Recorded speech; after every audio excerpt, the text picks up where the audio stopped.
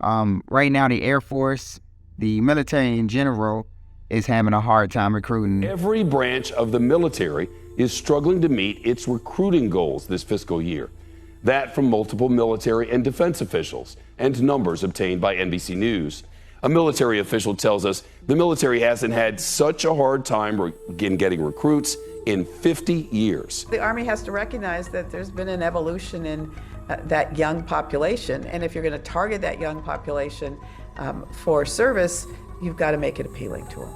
You know, I've been trying to figure it out as well, like, you know, what changed? It seems like people are trying to, you know, find the most comfortable way to make a lifestyle. And I don't knock it. You know, I wanted to share the story with y'all. You know, I was in E5 and I was trying to figure out ways to get promoted, but I didn't really want to do the hard work. I'm gonna be honest with y'all. I was just trying to figure out a way I can get promoted, kind of slide under the radar, but get promoted as well. So I had talked to somebody, or actually he came to me. He said, man, you should be a Booster Club president. And I was like, no, sir. And he was like, bro, I'm telling you, we don't do nothing.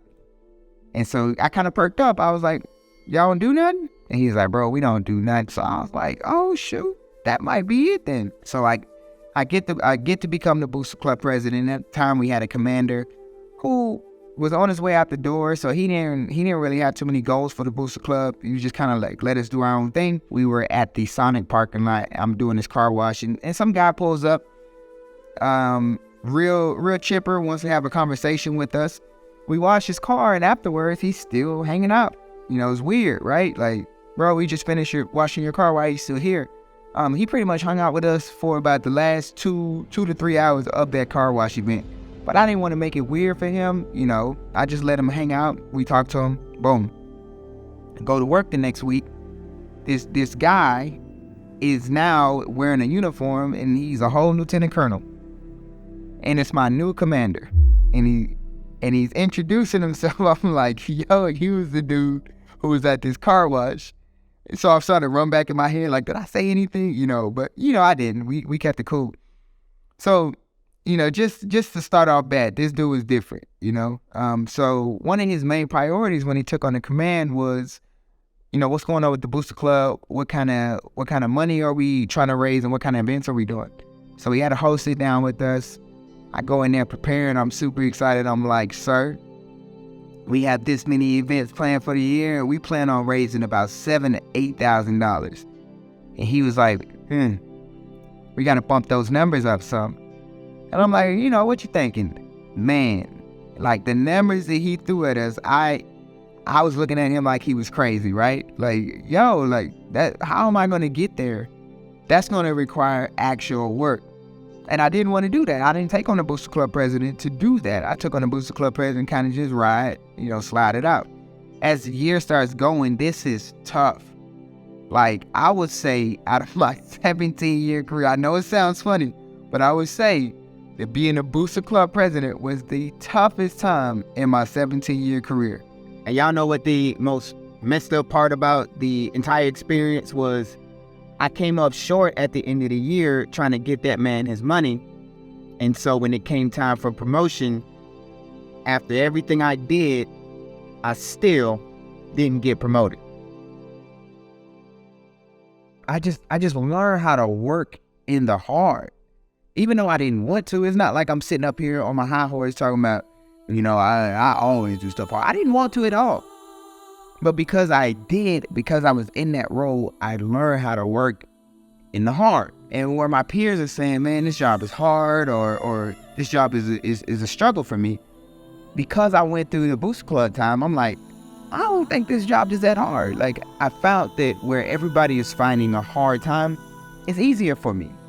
Because I went through that. It made me a little bit more resilient, made me tougher, to where now I recognize what hard is. Not only do I recognize it, but I know how to get through it.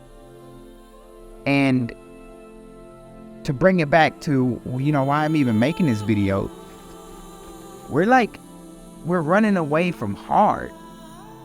We're choosing the comfort jobs. We're choosing the comfort life, but we're not actually learning the hard skills. So yeah, you know, you may be getting the comfort job, or you may be having a decent, comfortable life, but to become the best version of yourself, to operate like the person you want to be, or to reach that vision. I know we all have a vision of where we see ourselves, the lifestyle we want, the things we want in our life, the people we want to love.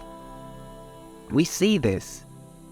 And in order to actually get it, we have to do something hard.